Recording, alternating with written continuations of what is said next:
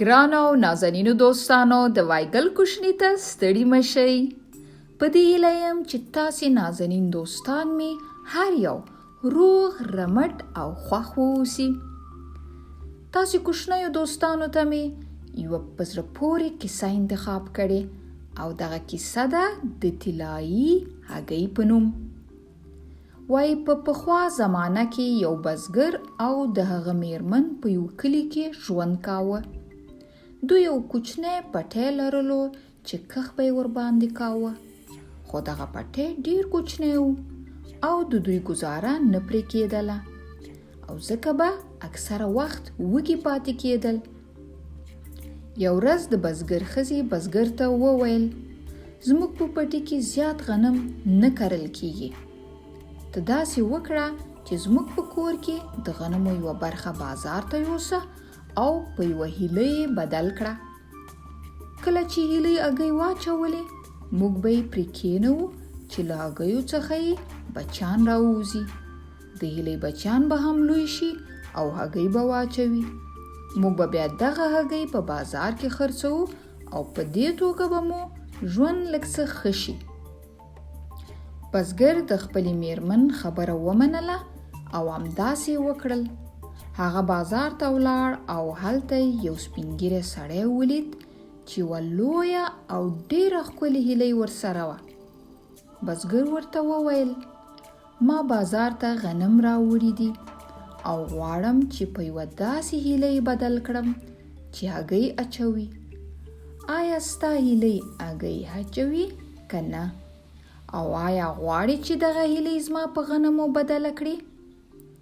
سپین ږیري سړي د بزګر غنم ومنل او ورته یې وویل چې دغه هیلۍ هګۍ اچوي او هغو خلکو ته زیاته ګټه رسوي چې د صبر خاوندان وي او حرص نه کوي.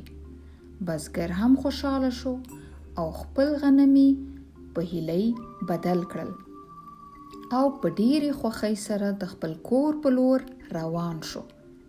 کله چې د بزګر ښځه په دا بل سهار د هیلۍ ځای ته ورغله، نو یې په لوړ آواز غږ کړ: وسړیه، زر راشه چې عجب کار شوی دی. کله چې بزګر راغی، نو ویلیدل چې هیلۍ طلایي یعنی د سرو زرو پوښ لرونکې هګۍ اچولې ده.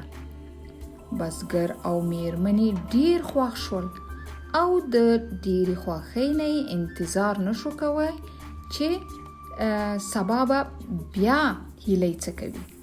په دا بل سهار چې هغوی هیلۍ ته راغلل، ګوري چې هیلۍ په دویمه ورځ هم یوه طلایي هګۍ اچولې ده او داسې به هیلۍ هره ورځ یوه طلایي هګۍ اچوله. بزګر به هره ورځ بازار ته تللو چې هګۍ خرڅه کړي. د بزګر او د ښځې ژوند یې ورځ په ورځ په ښه کېدو روان و چې یوه ورځ بزګر خپلې ښځې ته وویل: راځه چې دغه هیلۍ حلاله کړو او له نس نه به یې ټولې طلایي هګۍ په یو ځای راوباسو. ښځې هم د بزګر خبره خوښه شوه او دوی هیلۍ حلاله کړه. خو دوی له خپل دغه کار نه هغه وخت ډیر پښیمانه شول کله چې ولیدل چې د هیلۍ په نس کې هیڅ نورې هګۍ نه وي. په دې توګه بزګر او د هغه ښځه بیرته نیستمن شول، ځکه چې د بې صبرۍ او حرص له کبله یې خپله طلایي هګۍ اچوونکې هیلۍ حلاله کړې وه. نو کوشنیو دوستانو، تاسې خو پوهیږئ چې دا یوازې یوه کیسه ده او داسې هیلۍ لا شتون نه لري چې د سرو زرو هګۍ واچوي. خو په دغه کیسه کې یو ښکلی پیغام پروت و او هغه دا چې بې صبري، عجله یا تلوار او حرص کول یا د خپل حد نه ډیر څه غوښتل کله کله بدبختي هم له ځان سره راولي. نو زه خو باوري یم چې زما کوچني دوستان داسې نه دي.